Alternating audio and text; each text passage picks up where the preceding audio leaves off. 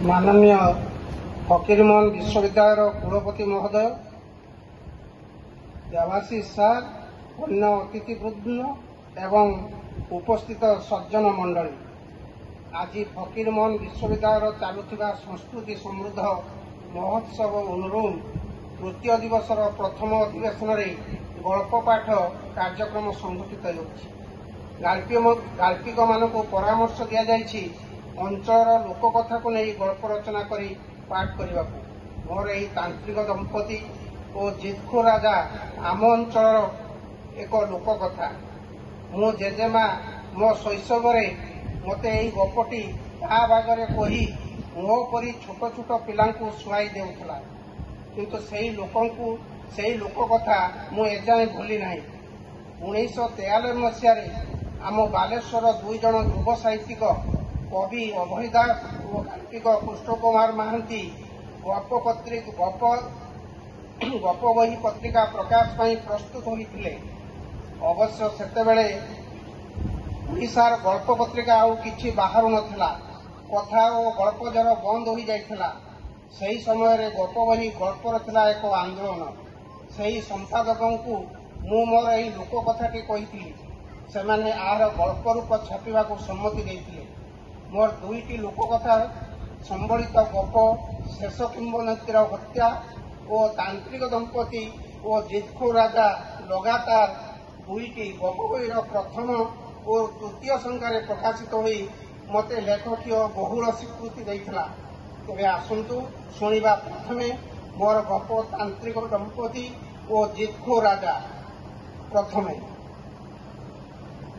धन्यवाद। तांत्रिक दंपति और जिदखो राजा सुधी पाठके ए अधमठारू आपण माने कहानीटी शुणिबारे आशा करुचंती। मु जानिछि जेतेबेले विश्वर सबु रहस्य प्राय उद्घाटित, परमाणु बोमार मनीष बलियान, ग्रह नक्षत्र, सूर्य चंद्र तारा करायत, इलेक्ट्रोनिक स्विच रे हाथ देले विश्व ब्रह्मांडर जहा किछि इच्छित वस्तुर प्राप्ति, सेतेबेले ए कहानीटी आपण मानकु विमोहित करि पारिबो नाही, एटा अनिश्चित वाक्य। तथापि मु कहूछि जेहेतु कहिबा मोर धर्म, कहानी प्रारंभरू आपण मानकु सविनय अनुरोध करुछि आपण मानको बहुमूल्य दूरदर्शन मनोरंजन कार्यक्रम देखिबा समयरू मात्र केई मुहूर्त पाई व्यतीत करी कहानीर शेष पर्याय पर्यंत धैर्यच्युति घटाइबे नाही। कहानीर जेजेमा शैशव काल मते और मोर छोट भाई भौणी मानकु केउ गुटे निधागर मनोरम चांदिनी सन्ध्यारे शुणाइतला ता अवश्य मु भूली जाइछि। सेतेबेले किंतु निदुआ आखिर आँ फाड़ी अनाई रही ता मुहंकु कहानी शेष पर्याय पर्यंत। कथाटी ता ढंगरे से कहिथिले भी मोर भावना राज्य को बेले बेले ता एबे भी उद्वेलित करे। केउ महान अज्ञात कथाकार कटकु मो जेजेमा ए कहानी शिखिथिला केजाणी। जेजेमा को सेतेबेले पचारितेले होइथांता जेजेमा केबेठारू आकाशर तारा होइगलाणी। तार कथा सही प्रथम अज्ञात कथाकारंक अमर आत्मार श्रद्धांजलि स्वरूप मु आज आपण को सही कथाटी मो ढंगरे आजिर परिवेश खापुआई आउ थे दोहराउछि। केवल कथाटीर आरंभरू एपरी गौरचंद्रिका शुणी अनिसंदिष्टु पाठक वर्ग बोर होई प्रश्न करि पारंती, ये की कथा कि आउ जेमिति आम जेजेमा को प्रश्न करुथुलु बेले बेले।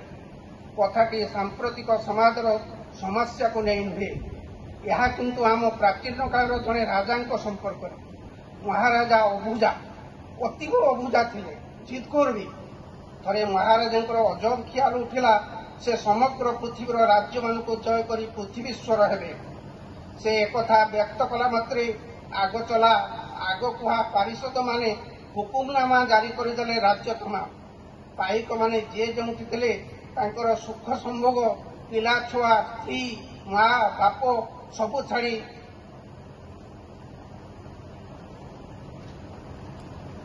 हाजिर हेले राजदरबार रे। प्रजा मानक मनरे विषादर कालिमा। केति दिन ए युद्ध चलिबो, कोन बा हेबो, की लाभ एते राज्य जय करी आम मणिमांकर। ब्रेकेट पाठके हेज करंतु ए ख्याल आपणकर भी अच्छी, मोर भी अच्छी।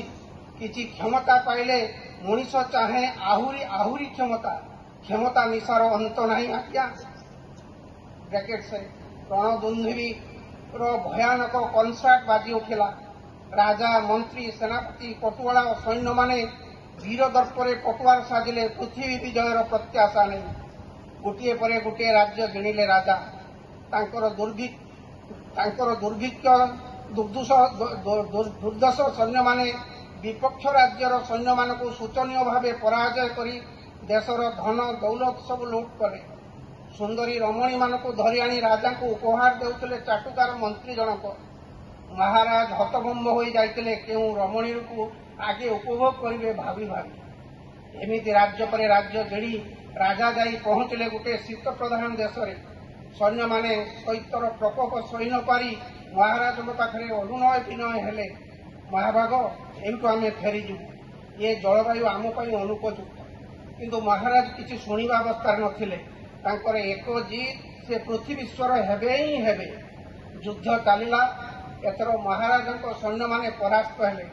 धीरे धीरे निहत हेले बहु संख्या। लुंठन धन दौलत दुर्लभ पदार्थ सुंदरी अबला सबु निश्चिन्न हो गले। केवल वर्ती गले धूर्त आगचला पारिषद और महानुभव महाराज। जीवन मोहरे अल्प केते जन देह रक्षिक सह राजधानी प्रत्यावर्तन करने को बाध्य हेले महाराज। राजा बड़ स्वप्नप्रिय थिले। कल्पना करुथिले तांको राज्य रे राति रखिबे नहीं। प्रति मनीष को अमृत देई अमर कराइबे। रत्नमणि माणिक्य भरपूर करिवे राज्य। जड़े विश्व सुंदरी हेब तांको अंकशायिनी। राज्य रे सूर्य किरणर नथिबो उत्तप्तता। एमिति अनेक अनेक बासना तांकर चरितार्थ होई पारि नथिला। सेतिपई राजा थिले विषादग्रस्त चिंतामग्न। एणे युद्ध जोगु राजकोषर घोर आर्थिक दुर्गति। एपरी मुहूर्त रे राजांकर जड़े भंड कर्मचारी आसी राजा को निवेदन कले, मणिमा आम राज्यर बणानी मध्यरे गोटे तांत्रिक दंपति आसी रोचंती। सेमाने जादू विद्यारे पारंगम। सेमानकु निर्देश देले तंत्र विद्यार अद्भुत खेल देखाई आपण को तथा सभासदों को आनंदित करते। महानुभव मध्य राज्यर आर्थिक दुर्गति दूरीकरण तांकटू किछि उपाय पाई पारंते। जेको राजा किछि कोन चिंता करी कहले सेमाने खेल देखांतु, किंतु शर्त रहिबो जे पर्यंत मु खुशी न रही न हेबी सेमाने से पर्यंत सेमानकर खेल देखाई चलिबे। एथिरु अन्यथा हेले तांकर मुंड काट हेबो। राजा शर्त मुताबक तांत्रिक दंपति भोजबाजी खेल देखाइले। अद्भुत खेल तांत्रिकता सुंदरी स्त्री को समस्त सामने शुआई तरबार रे दी खंड कला। पुणी अधघंट पर सी की मंत्र पढ़िला जे स्त्री पुणी झाड़ी जुड़ी उठिला। मंत्र पढ़ी से आकाश को अनाइला जे स्वर्ण मुद्रा बर्षिला। सुखाद्य और बहुत दुर्लभ पदार्थर वर्षा। एमिति अनेक अनेक अलौकिक खेल देखाइले सेमाने।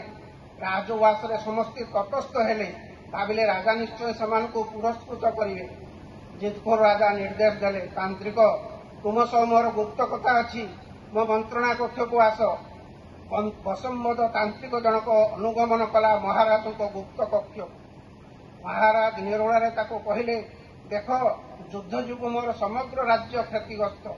मोर कौनसी प्रतिश्रुति फलवती हो पारु नहीं। तुम्हें मंत्र फल असाध्य साधि पार। तुम्हें आज रात्रि धनर अधिष्ठाता कुबेर को मंत्र रे बसीभूत कर। मु तांकठारु आवश्यक अर्थ मागी नेबी। एथिपाई तुमको यथोचित पुरस्कार करा दिबो, किंतु अन्यथा हेले तुम दंडित हेब। तांत्रिक एभली कथा शुणी चकित हो गले। ए कार्य जे भयानक ता भी से जानिथिले। तथापि महाराज कथा अवज्ञा करवा नुहे। से अबुझा जेउठा से बुझंती ताहा ही से करंती। तांत्रिक जनक बाध्य होई यथाज्ञा कही बाहर को आसिले। ता स्त्री जड़े विशिष्ट तांत्रिकर झील। ताकू बहु असाध्य तंत्र जना। से स्वामी विमर्श होबार कारण बुझिला। कहला तमे ए कथा को भय करुच, से कथा मु बुझिबी। तुमे राजा को कह आज अर्धरात्रि आम सह निर्जन निकांचन को जावाक हेब। से दिन थिला अमावास्यर रात्रि। घोर अरण्य भितर तांत्रिक तार पत्नी शुद्ध चित्तरे आहुति यही मंत्र उच्चारण करुले। खड्ग धरी राजा उपस्थित होते सेठारे। राजा को देखी तांत्रिकर स्त्री विनम्र भाव में कहला, राजन ଆମ୍ଭମାନଙ୍କ ସାହାଯ୍ୟରେ କୁବର ଧନାଗାରରୁ କିଛି ଧନ କରାୟତ୍ତ କରିବାକୁ ଚାହୁଁଛନ୍ତି ତ? ମୁଁ ଏ କାର୍ଯ୍ୟରେ ପ୍ରାକ୍କାଳରୁ ମନ୍ତ୍ରର ତତ୍ତ୍ୱ ସମ୍ପର୍କରେ ଆପଣଙ୍କୁ ସମ୍ୟକ ଧାରଣା ଦେଉଛି। ଈଶ୍ୱର ବା ଦେବତାଙ୍କୁ ସନ୍ତୁଷ୍ଟ କରିବା ପାଇଁ ମଣିଷ ପାଖରେ ଦୁଇଟି ମାର୍ଗ, ଆଧ୍ୟାତ୍ମ ଓ ତନ୍ତ୍ର। ଏ ଦୁଇଟି ଯାକ ହିଁ ତୁଚ୍ଛ ସାଧନାର ପରିପୂର୍ଣ୍ଣ। କିନ୍ତୁ ପ୍ରଥମ ମାର୍ଗଟି ଗ୍ରହଣ କଲେ ପାର୍ଥିବ ବସ୍ତୁର ଆକର୍ଷଣ ସୁଖ ସମ୍ଭୋଗକୁ ଉପେକ୍ଷା କରିବାକୁ ପଡ଼େ। ଦ୍ୱିତୀୟ ପଥଟି ଦୁଃସାହସିକ। ଏଥିରେ ସବୁ ପାର୍ଥିବ ଆକର୍ଷଣକୁ ଗ୍ରହଣ କରି ମଣିଷ ମାୟା ସୁଡ଼ଙ୍ଗ ଭିତରେ ପଶିଯାଏ, ପ୍ରକୃତ ସତ୍ୟର ଅନ୍ୱେଷଣ କରିପାରେ ନା। ବିଚାର କରନ୍ତୁ ରାଜନ, ଆପଣ ପାର୍ଥିବ ବସ୍ତୁ ନା ସତ୍ୟର ଅନ୍ୱେଷଣ ଚାହାନ୍ତି? ଯୁଗ ରାଜା ତଥାପି କହିଲେ, ମୁଁ କେବଳ ଅର୍ଥ ହିଁ ଚାହେଁ। ମୋର ଏତେ ଗୁଢ଼ କଥା ବୁଝିବାକୁ ବେଳ ନାହିଁ ତାନ୍ତ୍ରିକ ନାରୀ। କହୁଁ ତାନ୍ତ୍ରିକ ନାରୀ ଆହୁତି ଓ ମନ୍ତ୍ରର ଚୂଡ଼ାନ୍ତ ପର୍ଯ୍ୟାୟରେ ପହଞ୍ଚିଲେ। ଉଭାନ ହେଲା ସମ୍ମୁଖରେ ବେତାଳ ପୁରୁଷ। ନିର୍ଦ୍ଦେଶ ଦେଲେ, ବେତାଳ କୁବେର ଧନଗାରରୁ ମଣି, ବୈଦୁର୍ଯ୍ୟ, ରତ୍ନ, ସୁନାରୂପା ଇତ୍ୟାଦି ବହି ଆଣ, ବର୍ଷା କର ରାଜାଙ୍କ ସମ୍ମୁଖରେ। ରାଜା ସନ୍ତୁଷ୍ଟ ହେଲେ, ତୁମେ ବନ୍ଦ କରିବ ଏ ଅର୍ଥ ବର୍ଷା।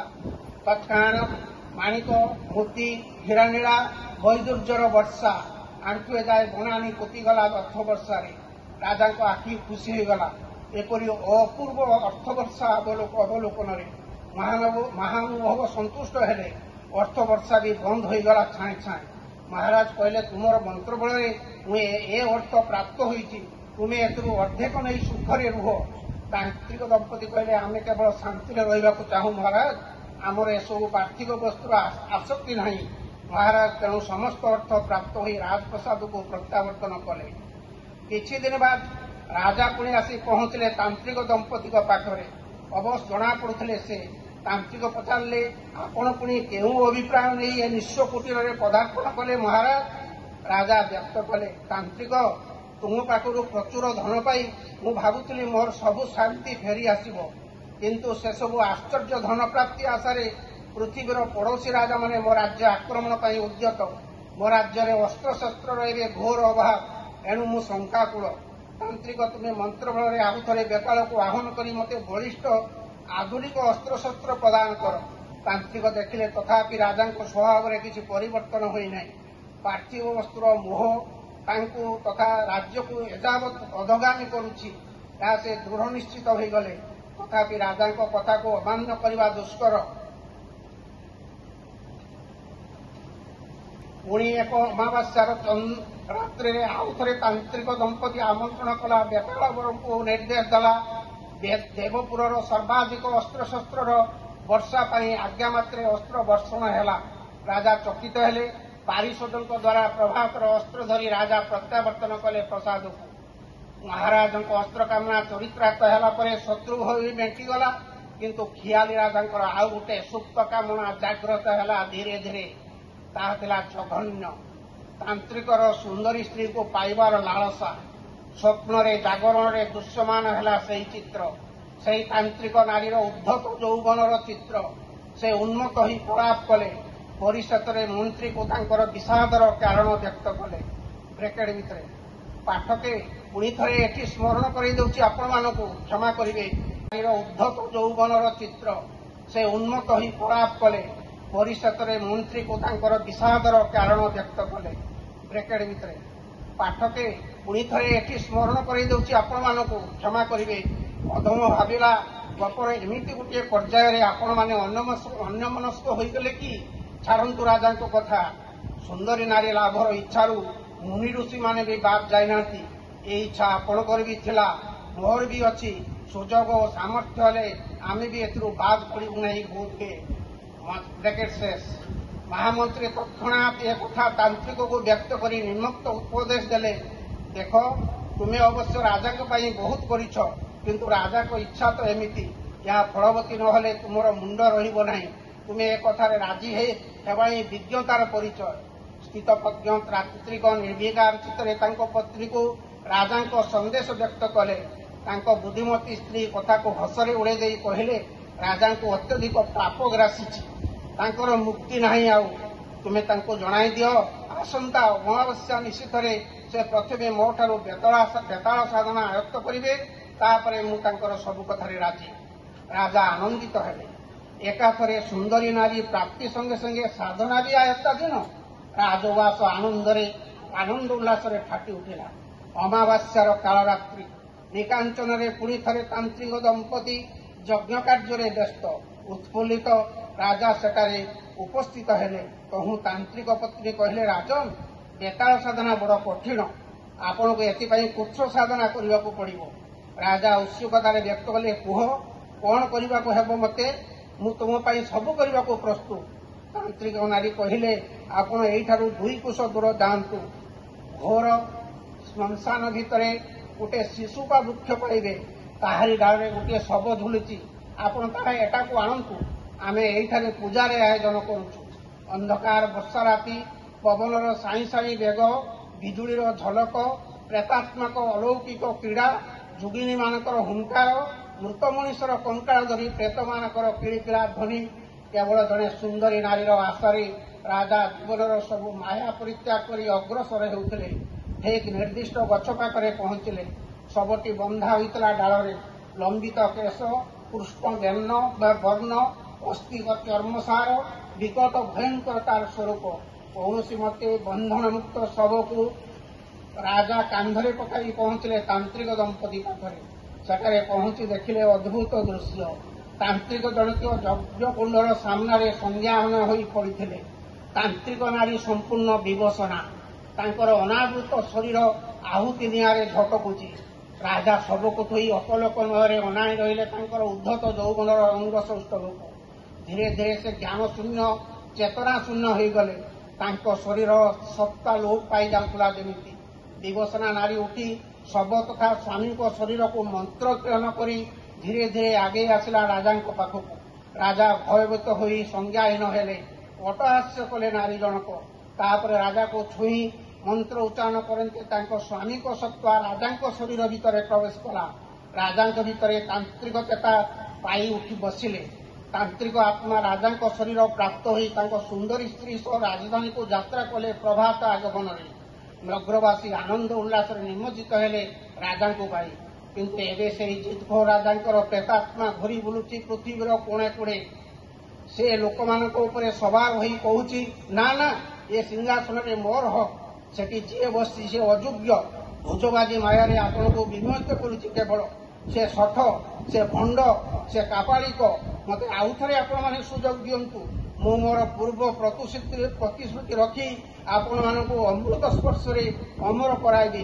ମୋ ରାଜ୍ୟରେ ରାତି ରହିବ ନାହିଁ, ସୂର୍ଯ୍ୟର କିରଣ ଆଉ ଉତ୍ତପ୍ତ ହେବ ନାହିଁ। ଇଆଡ଼େ ଏବେ ବି ସିଂହାସନରେ ବସିନଥିବା, ରାଜ୍ୟ ଶାସନର ଆଦବ କାଇଦା ଜାଣିନଥିବା ତାନ୍ତ୍ରିକ ଜଣକ କ୍ଷମତା ପାଇ ଅତ୍ୟଧିକ ସ୍ୱେଚ୍ଛାଚାରୀ ହୋଇଯାଉଛି ଧୀରେ ଧୀରେ।